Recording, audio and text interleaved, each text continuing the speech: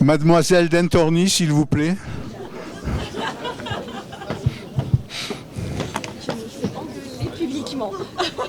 Discrètement. Mais sûrement. Mesdames et messieurs, chers amis, bonsoir. C'est pour moi un immense plaisir de pouvoir vous retrouver ce soir pour la traditionnelle cérémonie des vœux de notre municipalité.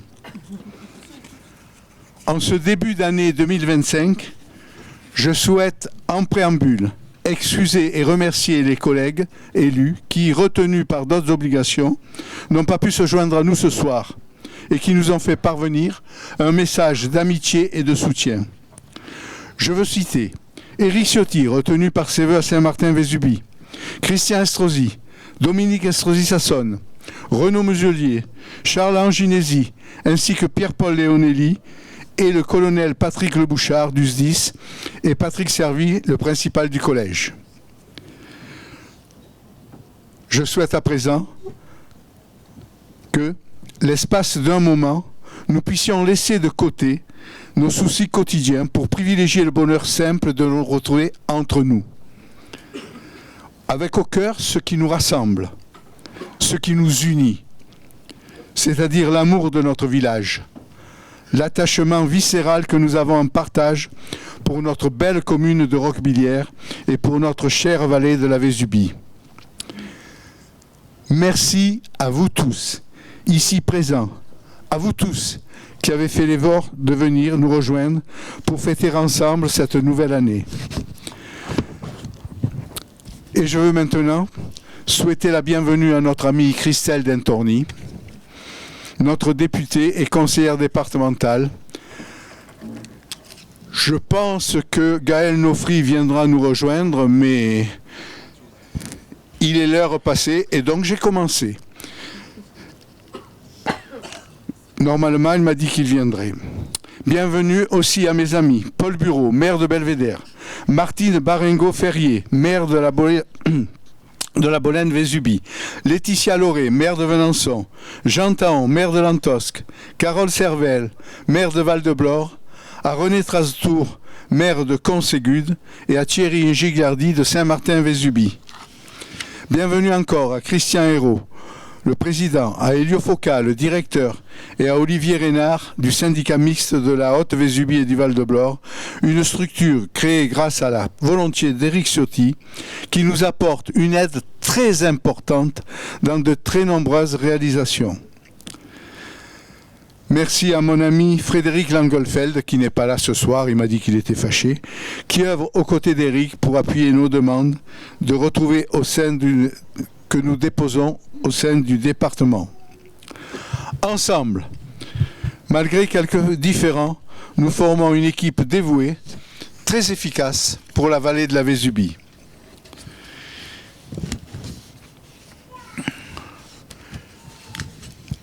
Bienvenue encore à tous les adjoints ici présents et aux conseillers municipaux des communes de la Vésubie et d'ailleurs, que je ne vais pas citer, car ils sont trop nombreux et j'ai peur d'en oublier. Bienvenue à notre curé, le père Frédéric Appiano. Merci à lui pour l'aide qu'il apporte à tous les Vésubiens. Merci à toi, mon cher Fred, pour tes messages pleins de sagesse qui appellent à la paix et à l'union de tous. Merci à toi pour l'aide et le réconfort que tu apportes à tous les Vésubiens lorsqu'ils sont dans la peine. Merci aussi pour ta présence lors des moments heureux, en particulier lorsque tu participes de façon très active à l'animation de nos fêtes. Bienvenue à l'adjudante-chef Anne-Julie Colatini, commandant la brigade de gendarmerie de la Vésubie, qui représente le colonel Benoît Tapona, commandant la compagnie de gendarmerie des Alpes-Maritimes. Transmets, ma chère Anne-Julie, toutes nos amitiés à tous les gendarmes de la vallée et remercie-les pour l'aide importante qu'ils nous apportent au quotidien. Bienvenue au contrôleur général René Diez, à Monsieur Gilles Roux, directeur des affaires administratives, des ressources et des finances, on t'a rétrogradé, Jean. Au lieutenant-colonel Jean Judicelli, directeur des emplois et des compétences. Ils t'ont mis encore commandant, dit.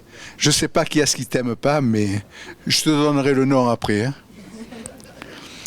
Au lieutenant Strina, qui représente le capitaine Pierre Binot, commandant la compagnie du Pays niçois, avec lesquels j'ai tant de plaisir en tant que premier vice-président du SDIS à travailler au sein des différentes commissions du SDIS que je préside.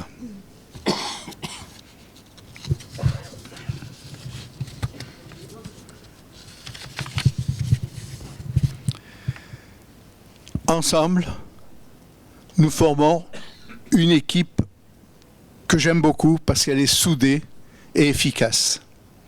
Et parce qu'il y a toujours un petit brin d'amitié mêlé de plaisanterie, ce qui arrange bien les choses. Bienvenue au lieutenant-colonel Laurent Autobruck, officier référent pour le volontariat aux SDIS des Alpes-Maritimes, une importante responsabilité qui permet de défendre les intérêts de tous les sapeurs-pompiers volontaires du département. Merci au capitaine Stéphane Daniel, chef du centre de secours, à Fabrice Debove, président de l'amicale, et à tous les sapeurs-pompiers ici présents. Je veux, eux aussi, les féliciter pour leur efficacité et pour leur dévouement. Merci à vous tous, mes amis, pour votre action en faveur de nos villages, de Roquebillière et de Belvédère, et je pense que Paul Bureau s'associera à moi pour ce message. Bienvenue à tous les anciens combattants de Belvédère et de Roquebillière. Je les félicite pour l'œuvre qu'ils ont accomplie jusqu'à présent, sous la conduite de Georges Hérisson et de Sylvain Venturi, dont je regrette très sincèrement la démission du bureau.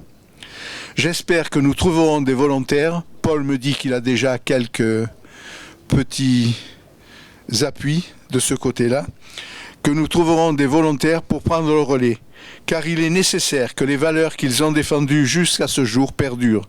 Il est nécessaire que le travail de mémoire effectué jusqu'à présent puisse continuer, surtout en cette époque où les valeurs de la France sont sans cesse remises en cause.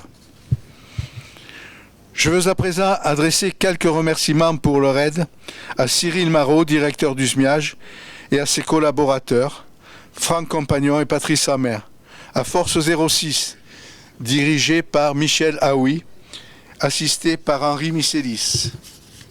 Merci pour leur investissement et pour la qualité de leur travail au sein de la métropole, à Éric Lejeune, responsable de la subdivision métropolitaine Vésubie-Tinée, à Christophe Graillat, à Christophe Drogoul, Vésubie, eh bien, je vais y arriver, à Fabien Maria et aux agents du pôle proximité de la SDA. Merci encore à Sandrine Franco, responsable de la régie Eau d'Azur et de l'assainissement, pour tout ce qu'elle apporte à Roquebillière, avec l'appui de Jean-Philippe Chabrière et de l'ensemble de l'équipe de l'eau et de l'assainissement, que je tiens à féliciter pour la qualité de leur travail. Toujours prêt à répondre à nos demandes, vous avez démontré votre efficacité lors des tempêtes Alex et Aline, et vous continuez à la démontrer au quotidien. Roquebillière vous doit beaucoup.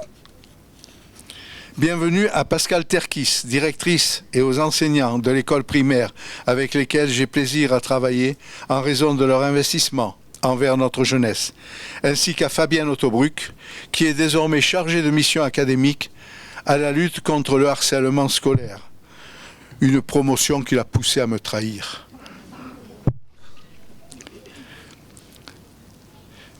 Un merci tout particulier à Madame la rectrice, Natacha Chicot, qui n'a pas pu se joindre à nous ce soir, mais qui nous apporte très souvent une aide très efficace et que j'apprécie beaucoup. Bienvenue aussi à Yannick Garin, directeur de l'école de ski de la Colmiane et président du comité Côte d'Azur de ski. Bienvenue et merci à Karine Gatti, responsable de la maison du département. Merci à Madame Isabelle Dier, technicienne ONF, pour la présence et pour l'aide qu'elle nous apporte dans la gestion de notre forêt communale. Bienvenue et merci à M. Éric Comoglio pour les moyens de communication qu'il offre à Roquebillière et pour la gestion du petit marché qui attire tous les ans une foule de visiteurs depuis mars jusqu'à décembre. Et je tiens à ces dates parce qu'on avait essayé de me raccourcir le temps. Merci à Éric Gilly, à Denise Fournier, à Sybille Bocard et à tous les membres de l'Amont pour l'organisation des samedis de l'Amont qui apportent une animation et un plus culturel fort apprécié dans notre village. Merci pour sa fidélité à André Galli, président de la ZABTP. Je veux encore adresser un merci tout particulier aux commerçants du village pour la qualité de leur travail et de leur accueil, vanté au quotidien par nos amis roquebilliérois ou visiteurs, curistes et touristes. La qualité de vie offerte par notre village, c'est en grande partie à eux que nous la devons.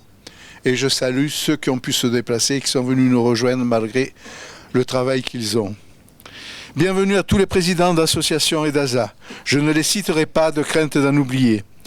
Il y en a plus d'une quarantaine dans notre commune, mais je tiens à signaler que leur action est vraiment bénéfique. Je tiens à les remercier très sincèrement, ainsi que tous les membres bénévoles qui œuvrent sans compter pour animer et faire vivre le village. Je veux les assurer que l'aide de notre municipalité leur est acquise. La mise à disposition des locaux pour beaucoup d'entre eux en est une preuve. Merci enfin à vous toutes et à vous tous, roquebilliéroises et roquebilliérois.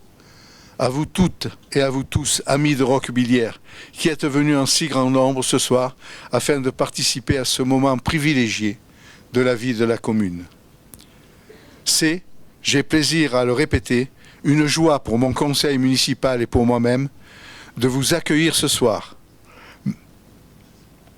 Maintenant, j'ai déjà trop parlé, comme il est de coutume, je vous propose de regarder un petit documentaire réalisé avec talent par Corée Pioton, que je tiens à féliciter et à remercier.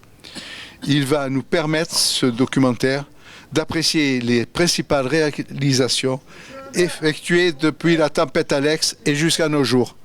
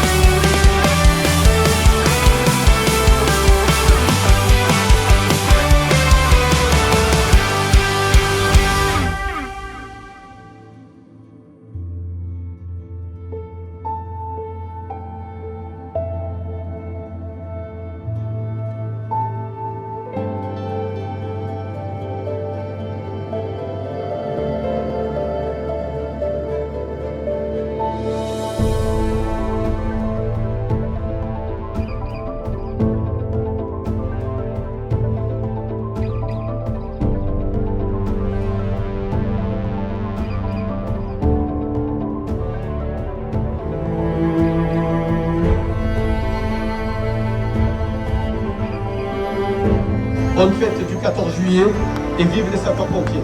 Je vous remercie.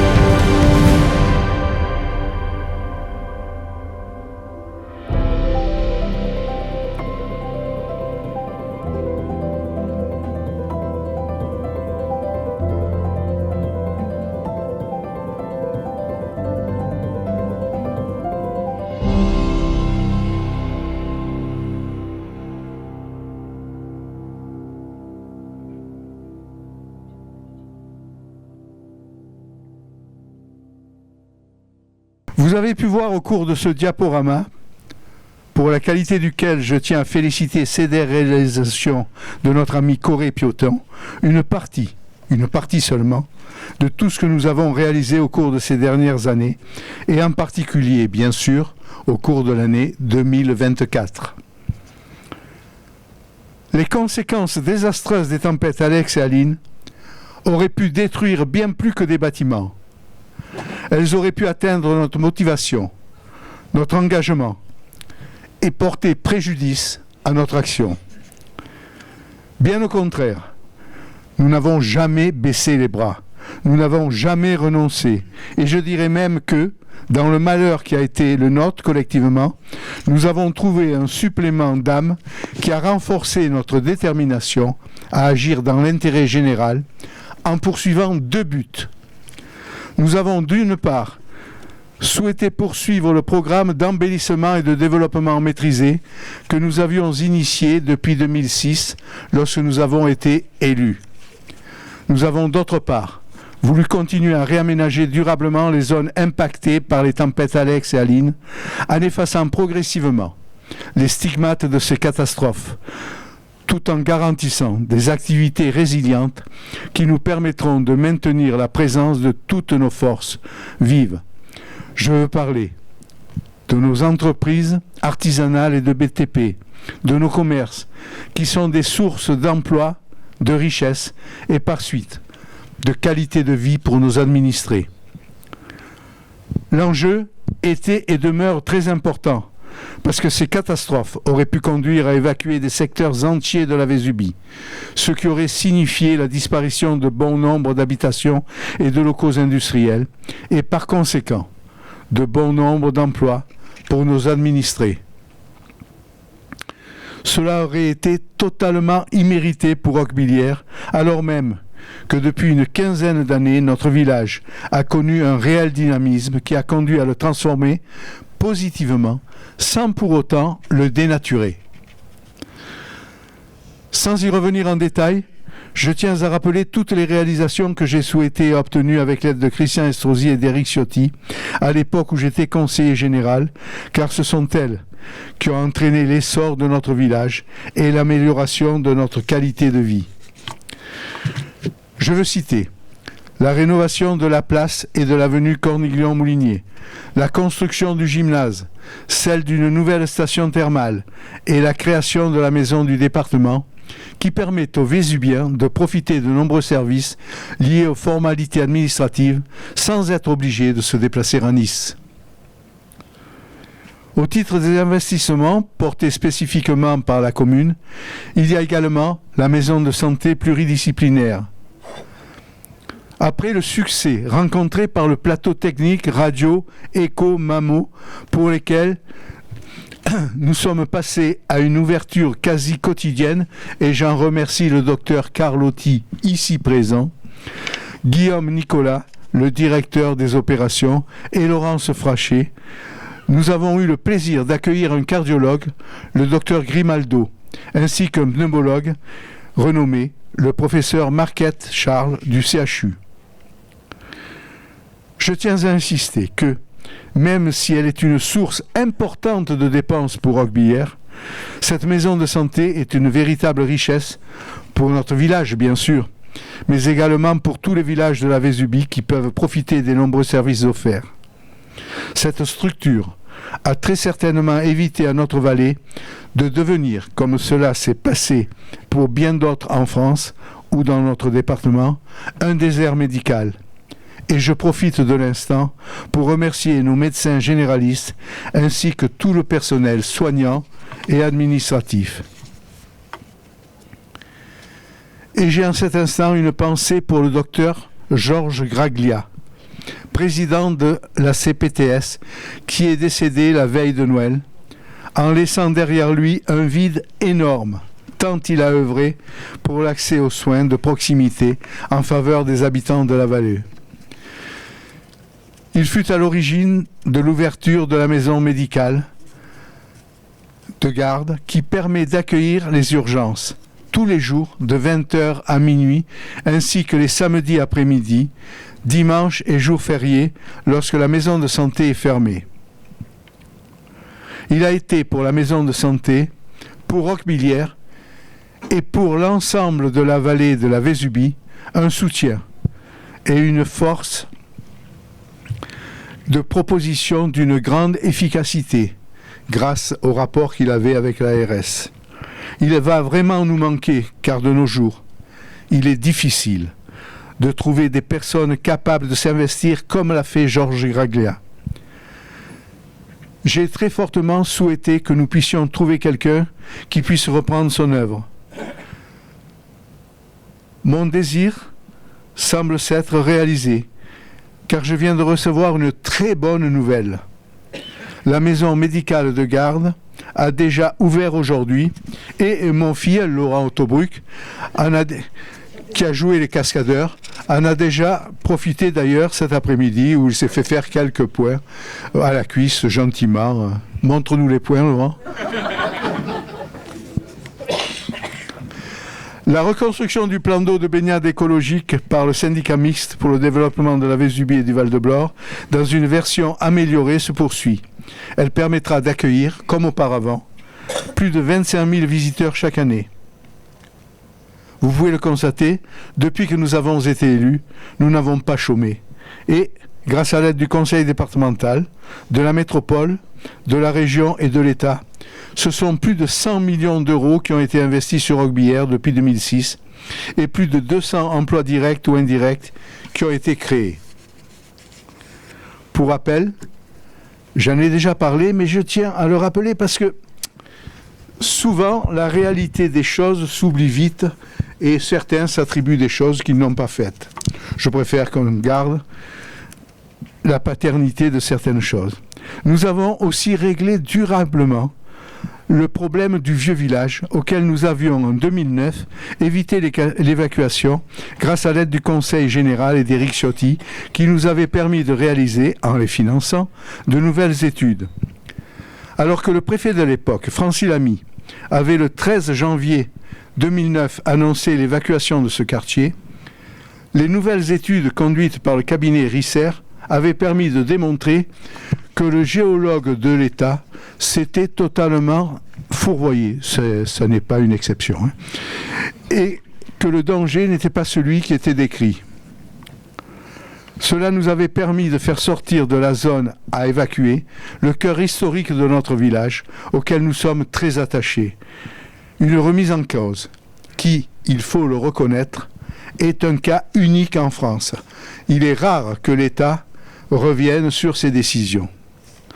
Maintenant, après avoir sauvé ce quartier, nous souhaitons continuer à le rénover et à l'embellir en apportant aux aides aux propriétaires qui décident de restaurer les toitures et les façades de leur maison. Toutes ces réalisations, toutes ces avancées et bien d'autres encore, dont je n'ai pas parlé, ont permis à Roquebillière d'être labellisée Petite Ville de demain, ce qui est une véritable reconnaissance de tout le travail qui a été réalisé. Cela va apporter des aides, des facilités et des possibilités d'expansion pour le village et, puisqu'il s'agit d'un label décerné par l'État, je profite de l'instant pour remercier le préfet Hugues Moutou, la sous-préfète Laura Reynaud, ainsi que le DDTM Éric Lefebvre, toujours à nos côtés. Et ça nous est bien utile. Tous trois ont par ailleurs été des facilitateurs dans nos relations, parfois complexes, avec les services de l'État et ont prêté une oreille attentive à nos demandes. Roquebillière a également obtenu cette année sa 3e fleur au titre des villages fleuris.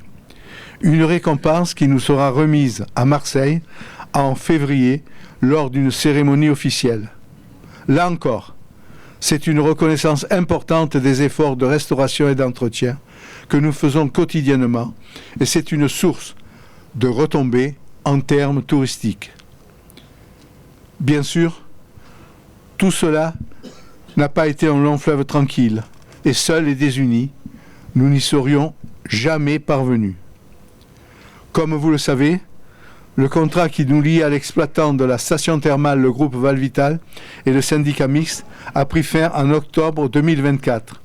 Le conseil départemental a immédiatement lancé une procédure afin de sélectionner un nouveau gérant par le biais d'une délégation de service public.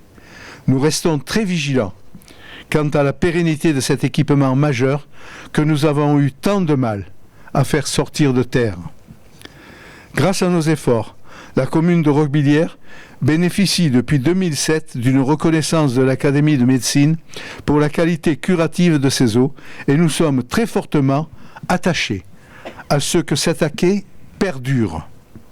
C'est pourquoi, je le dis très fortement, je me battrai pour le maintien de la station thermale sous sa forme actuelle qui allie cure thermale et séjour de remise en forme.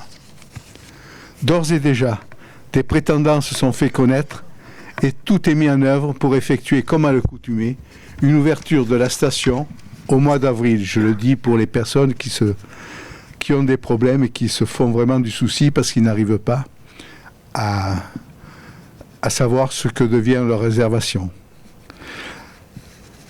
La métropole, et j'en remercie son président Christian Estrosi, est elle aussi un acteur majeur pour notre territoire.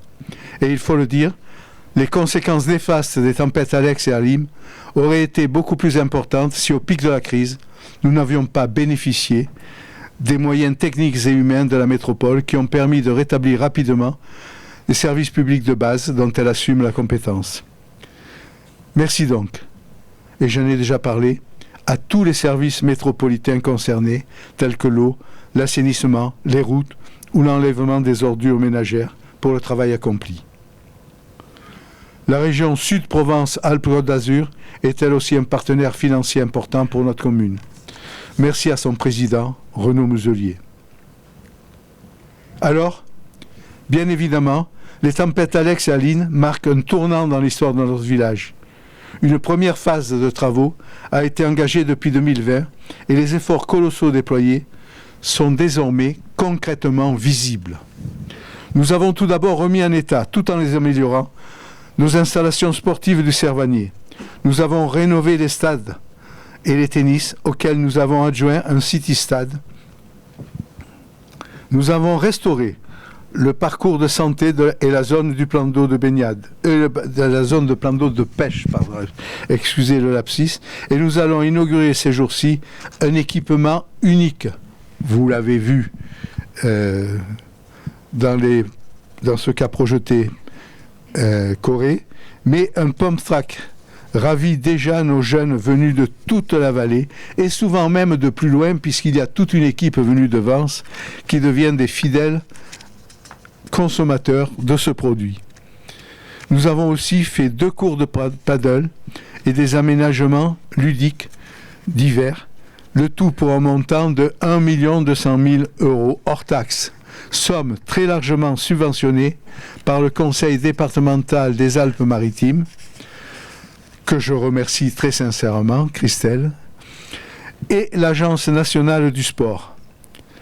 La métropole et le SMIAG ont désormais bien progressé dans le réaménagement des berges et nous pouvons voir se profiler le nouveau visage du lit de la Vésubie avec des avancées quotidiennes.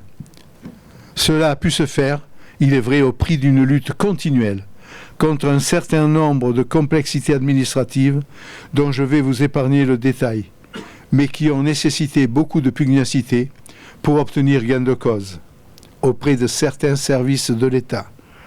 Merci aux entreprises pour l'importance et la qualité du travail accompli. Après toutes les réalisations en aval du Grand Pont, qui sont une réussite sur le plan de la sécurité, mais aussi au niveau de l'esthétique, vous avez pu le constater, les travaux ont débuté dans la partie amont, en rive droite, côté usine EDF, tout d'abord. Ils vont se poursuivre dans les semaines à venir, en rive gauche, protégeant ainsi la conduite de la régie. Comme vous le savez, la régie d'électricité est l'une des entreprises les plus impactées par la tempête Alex. Elle a désormais totalement rénové ses installations et en particulier, elle a recouvré sa capacité de production hydraulique Cela va permettre de contribuer à pérenniser son modèle économique qui permet à chacun de ses abonnés, malgré des lois aberrantes qui nous contraignent en imposant des tarifs uniques, de bénéficier d'une électricité moins chère qu'ailleurs en France. Par les temps qui courent, cela est très important. Parlons maintenant de l'avenir.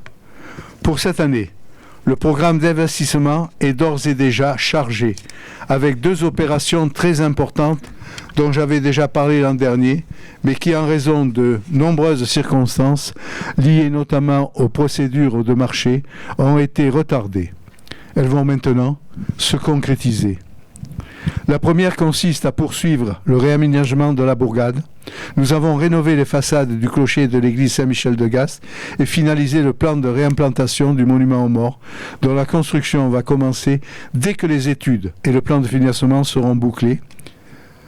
La métropole s'est quant à elle engagée à achever les travaux de la passerelle métallique, enduit et éclairage. Cela prend beaucoup de temps car la zone est soumise à l'avis de l'ABF, ce qui constitue une contrainte supplémentaire, mais nous allons tout faire pour aboutir dès cette année. La seconde consiste en la restructuration du rez-de-chaussée de l'ancien collège qui va permettre d'accueillir la future crèche de la Vésubie. C'est un projet porté par la quasi-totalité des maires de la vallée dans le cadre d'un CIVOM que nous avons élargi à pratiquement tous les villages de la Vésubie. Je remercie les municipalités volontaires pour cet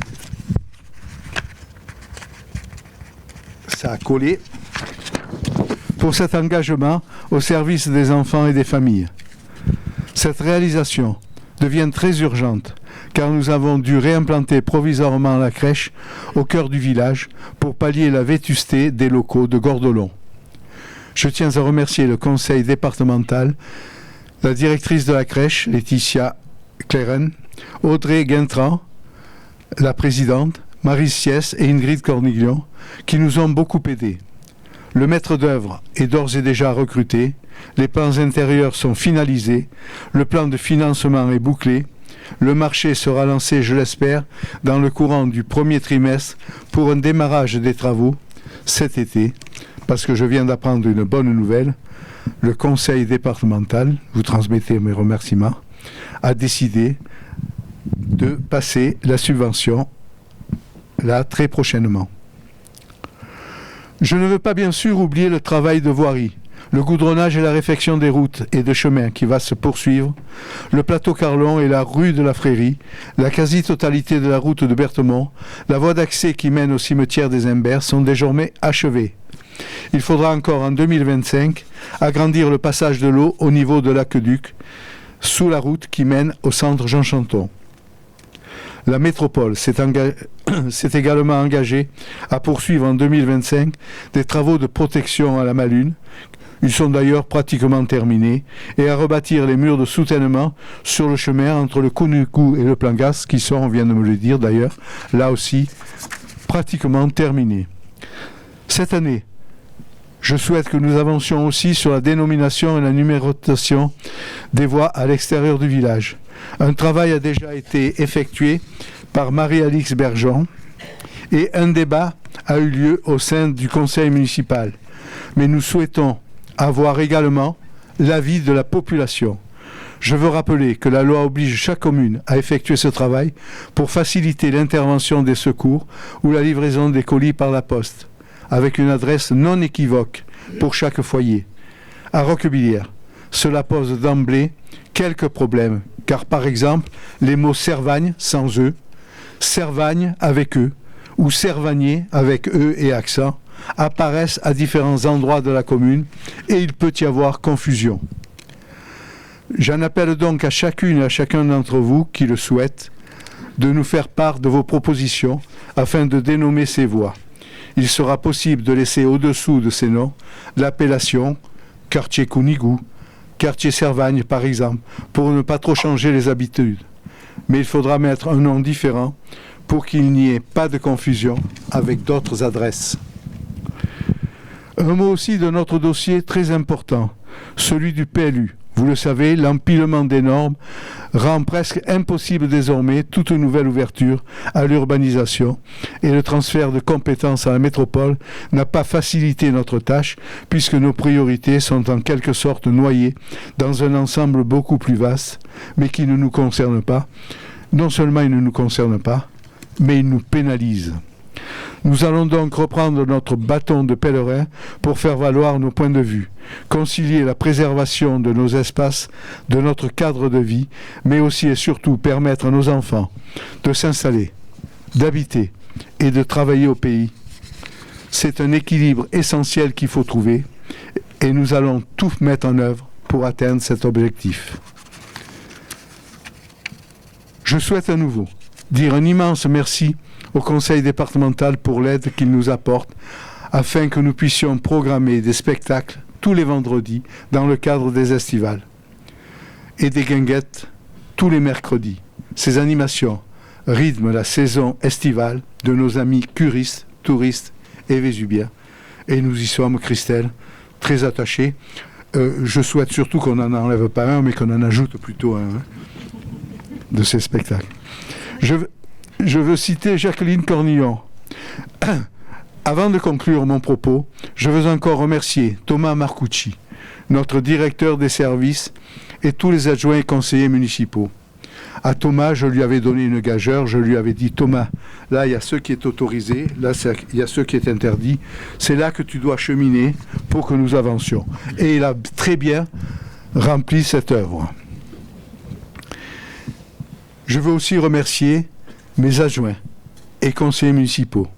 Je veux citer Jacqueline Cornillon en charge des finances, Georges Cornillon en charge de la sécurité, Evelyne Cornillon qui gère la culture et la vie associative, Monique Manfredi chargée du protocole événementiel, Romain Grintran qui s'occupe du sport et des équipements sportifs, Marie-Alix Bergeon chargée du patrimoine, Tania Somaini en charge de l'habitat et du logement, Christelle Cornillon qui s'occupe de tout ce qui se rapporte aux scolaires, Véronique Cornillon, responsable au risque et au développement durable, Clément Mathéo aux ressources humaines, Stéphane Daniel à la proximité, sans oublier Charles Plainte, Pierre Ferraud, André Laurenti, Liliane Gatti, Lucien Franco, Julien Haas, Hervé Le Guénet, qui nous apportent leur aide. Je veux à nouveau remercier tout le personnel communal et métropolitain, ainsi que celui des régies de l'eau, de l'électricité, pour le travail considérable que nous avons accompli ensemble. Leur dévouement et leur investissement a lui aussi été le moteur d'un changement et d'un vecteur de notre réussite. Le village, c'est aussi un espace de solidarité et de bienveillance, n'est-ce pas Fred ? Tu ne diras pas le contraire, qui permet à chacun de trouver sa place dans une union que je souhaite totale. Et je veux en cet instant avoir une pensée pour tous ceux qui nous ont quittés en 2024 et pour les personnes malades, celles qui sont dans la peine et qui n'ont pas pu être parmi nous ce soir. Pour cette nouvelle année, nous allons continuer plus intensément que jamais afin de conserver à Roquebillière l'image de cette commune dynamique où décidément il fait bon vivre. Pour ce faire, plus que jamais, j'ai besoin de votre soutien à vous tous, de votre confiance. Roquebillière a besoin de poursuivre dans la voie de l'unité et du progrès. Roquebillière a besoin de vous.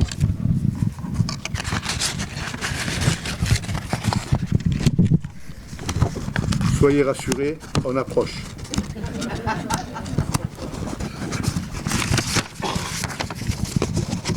Malgré les crises et les tempêtes, l'audace et l'imagination nous ont toujours conduits là où nous voulions aller. Alors, pour 2025, je nous souhaite beaucoup d'audace pour réaliser tout ce que nous désirons. Pour chacun d'entre vous, personnellement, je souhaite que 2025 voit l'accomplissement de ses rêves les plus beaux et vous comble de petits et de grands bonheurs. Permettez-moi encore, pour cette nouvelle année, de souhaiter à chacune et à chacun d'entre vous, ainsi qu'à tous ceux qui vous sont chers, la prospérité et surtout la santé. Vive Roquebillière, vive la vallée de la Vésubie, vive notre métropole Nice-Côte d'Azur, vive le département des Alpes-Maritimes et vive la France. Et je m'arrêterai à vive la France.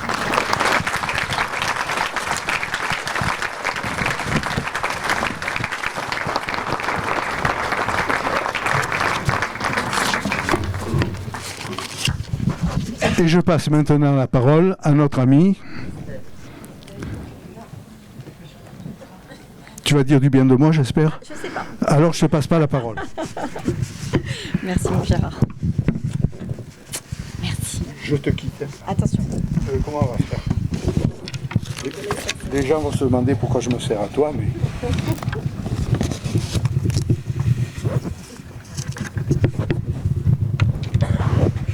Ah, j'avais un problème de vision ce soir. Je ne sais pas si ça s'est vu.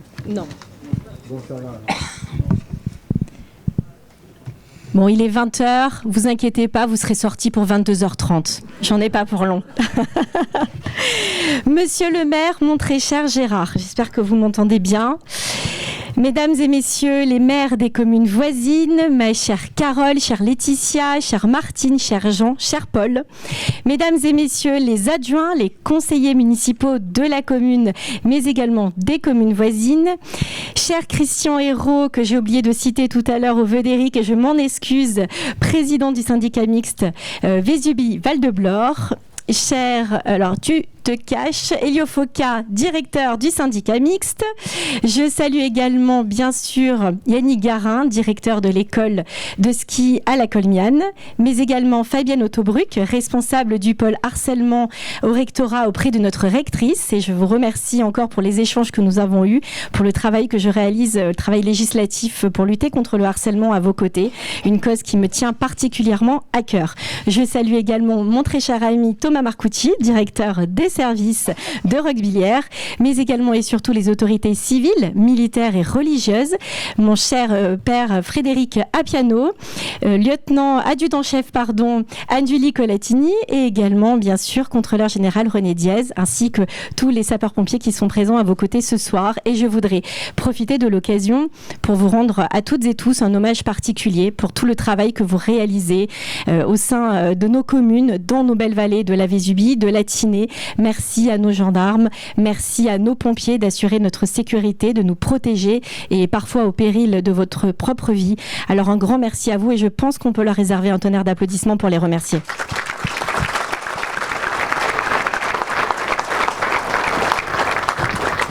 Mes chers amis, c'est un véritable plaisir pour moi que d'être présente ce soir pour votre cérémonie des vœux ici à Roquebillière. Vous connaissez mon attachement particulier à votre commune. Vous vous souvenez que j'avais installé mon cabinet d'avocat, que j'avais, quand j'étais maire de la commune de Reims-Place. Et d'ailleurs, ces navettes qui perdurent encore, mis en place des navettes avec mon village pour que les habitants de ma commune puissent découvrir la commune de Roquebillière et profiter du formidable marché qui s'y tient toutes les semaines le mardi. Donc voilà, vous connaissez mon attachement et c'était donc tout naturel pour moi que d'être présente à vos côtés pour cette belle cérémonie des vœux. Cérémonie des vœux, c'est un moment de partage, c'est un moment de convivialité, c'est un moment joyeux et d'échange. C'est le moment aussi pour votre mère de faire le bilan, de dresser le bilan de tous les projets qui ont pu être réalisés et la liste a été longue.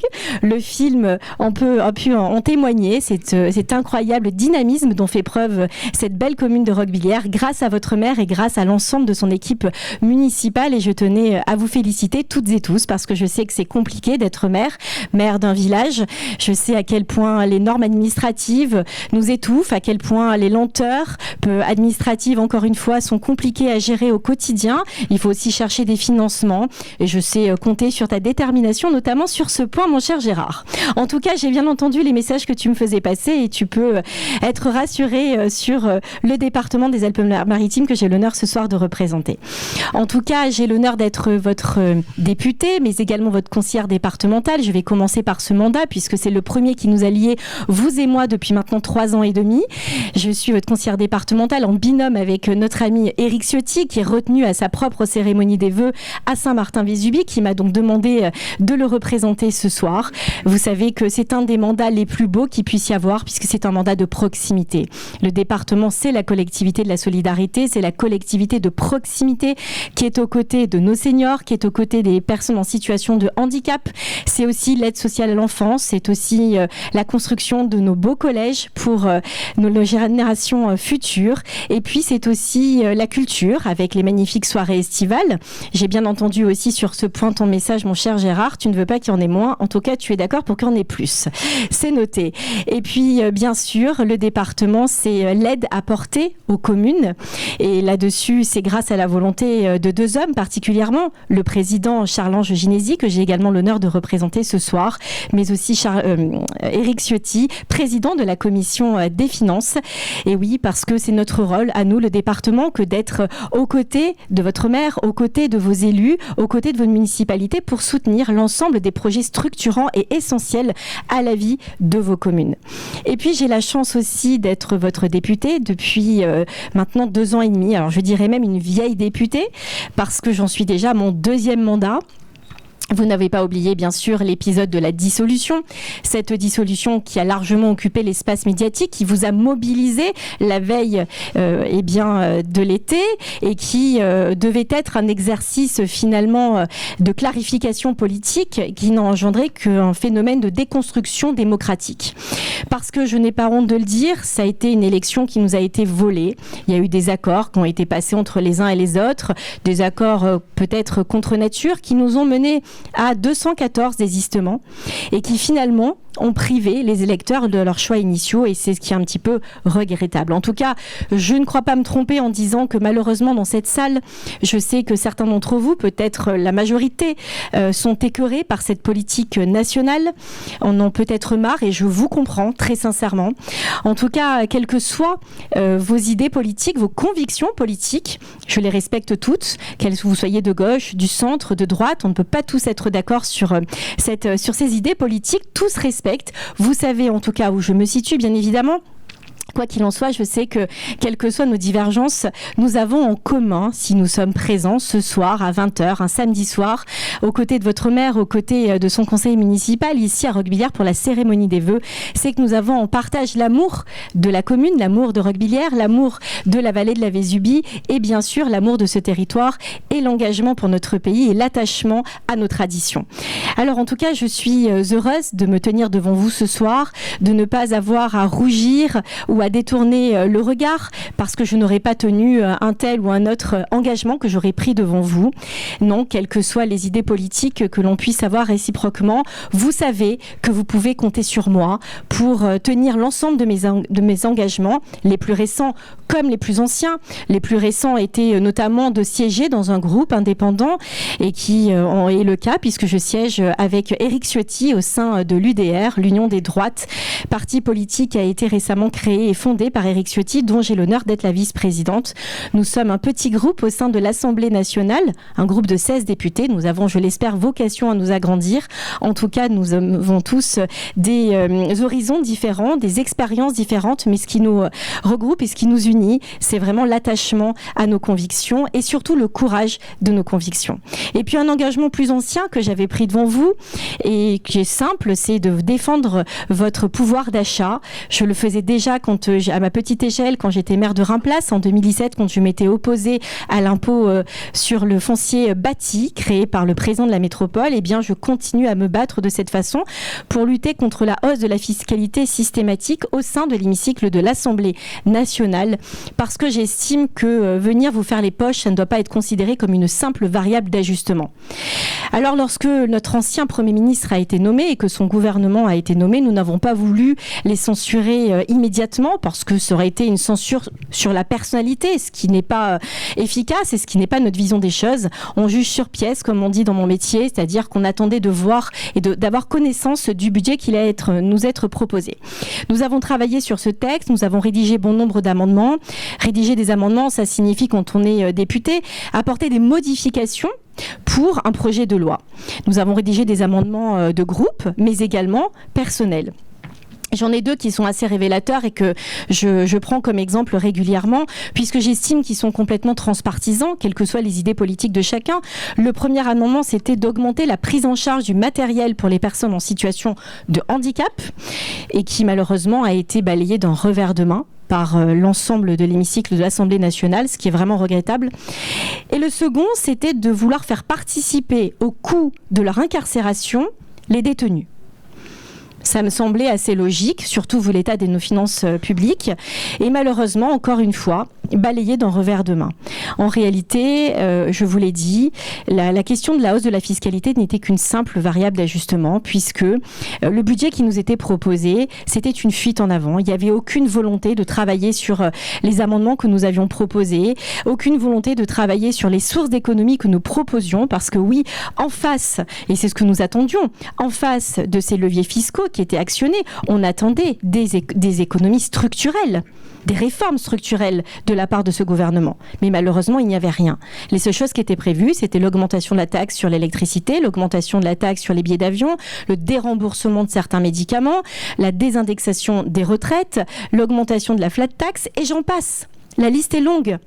Alors nous avions fait un vrai travail avec notre groupe aux côtés d'Éric Ciotti. On avait donné un énorme mémoire dans lequel on avait listé l'ensemble des sources d'économie possibles, parce qu'il y en a.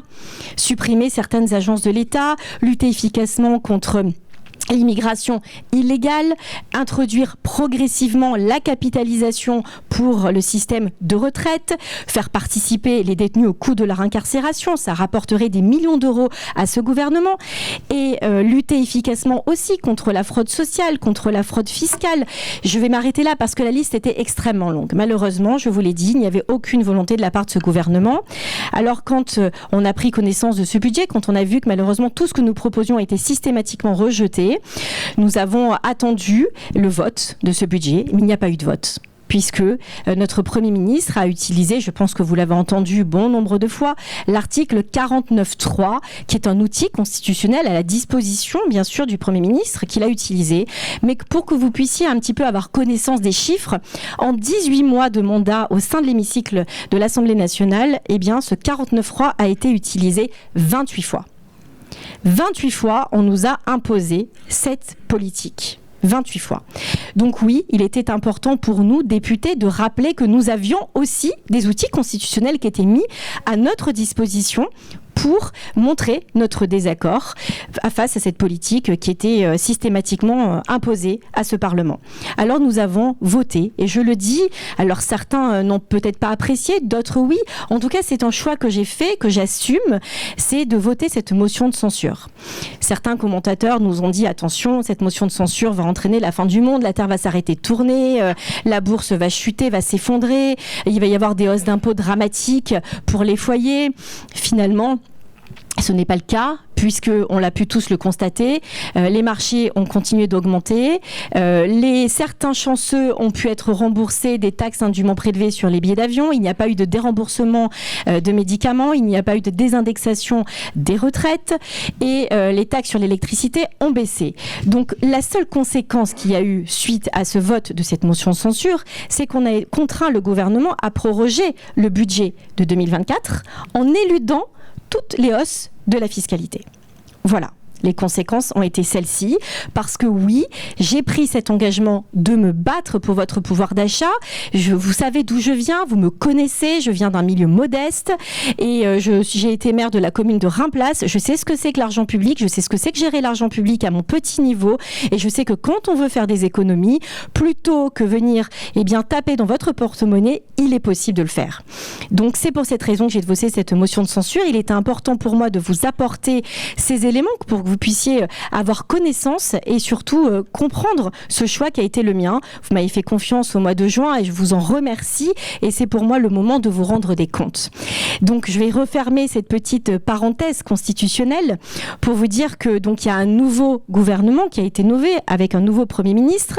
Le discours de politique générale s'est tenu pas plus tard que mardi. Soyons positifs pour la suite, même si c'est compliqué de l'être, puisque, il faut le dire, ce discours a été très décevant, autant sur la forme que sur le fond, puisque aucune grande problématique n'ont été véritablement abordées. En tout cas, nous attendons de voir ce qui va nous être proposé pour travailler efficacement, et en espérant, bien évidemment, que l'intérêt des Françaises et des Français soit enfin pris en considération et défendu. En tout cas, vous pouvez compter sur ma détermination, sur la détermination d'Éric Ciotti et de l'ensemble de notre groupe pour vous défendre encore et encore au sein de l'hémicycle de l'Assemblée nationale. Et puis depuis maintenant quelques mois, depuis ma réélection, bien sûr, j'ai repris le travail de parlementaire à vos côtés. Je suis présente sur cette belle et grande circonscription. J'aime le rappeler, cette circonscription est particulièrement étendue puisqu'elle part de Nice-Ouest pour remonter sur tout le moyen pays en incluant toutes les communes telles que Tourette-le-Vins, Colomar, Aspremont, Castagnier, remonter sur toute la vallée de la Vésubie, mais aussi sur toute la vallée de la Tinée jusqu'au plus haut sommet puisque ma circonscription englobe aussi nos belles stations de ski. Alors c'est sûr que c'est compliqué pour moi d'être partout à la fois. Je ne peux pas être omnisciente, c'est compliqué d'être... je fais de mon mieux, omniprésente partout. J'ai pas pu être à vos côtés pour votre fête patronale cet été, je m'en excuse, c'est pour ça que je suis présente aujourd'hui pour votre cérémonie de vœux. Tout est une question d'équilibre, de présence et puis d'équilibre aussi pour Paris parce que la présence à Paris, elle est nécessaire. J'y suis toutes les semaines, j'y suis à raison de 2 jours par semaine, le mardi et le mercredi, plus si les textes qui nous sont présentés le nécessitent. En tout cas, sachez que j'essaye de faire au mieux, mais j'estime qu'un député efficace, c'est un député qui est à votre écoute, c'est un député de proximité, qui est présent sur le terrain, présent à vos côtés et aussi capable de vous recevoir au sein de ma permanence. Donc c'est pour cette raison que j'essaye de trouver l'équilibre entre toutes ces obligations. En tout cas, sachez que je me suis emparée de bon nombre de sujets. Je l'ai dit au début de mon propos de la question du harcèlement, mais également toutes les questions liées à l'éducation, liées à la petite enfance, mais aussi liées aux femmes enceintes lors des 3 premiers mois de grossesse, qui sont les 3 premiers mois les plus compliqués.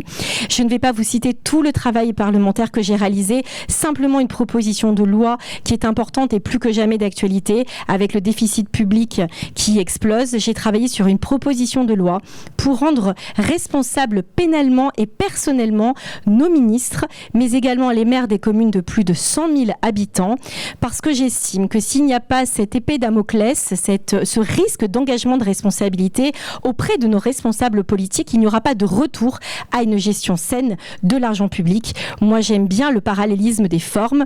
Il y a sûrement des chefs d'entreprise dans cette salle. Ils savent que si une faute de gestion est constatée, ils ont le risque d'être frappés d'une interdiction de gérer, mais également, plus grave, d'avoir une extension du passif sur leur denier personnel. Je veux simplement la même chose pour nos responsables politiques, pour retrouver une gestion saine de nos deniers publics. Voilà, je ne vais pas être plus longue, il se fait tard. En tout cas, je voudrais terminer bien sûr mon propos en vous présentant mes meilleurs vœux pour cette nouvelle année 2025. Avant tout, la santé, bien évidemment, mais aussi la réussite de vos projets personnels, professionnels et associatifs. Je vous remercie pour votre attention et encore une bonne année à vous tous.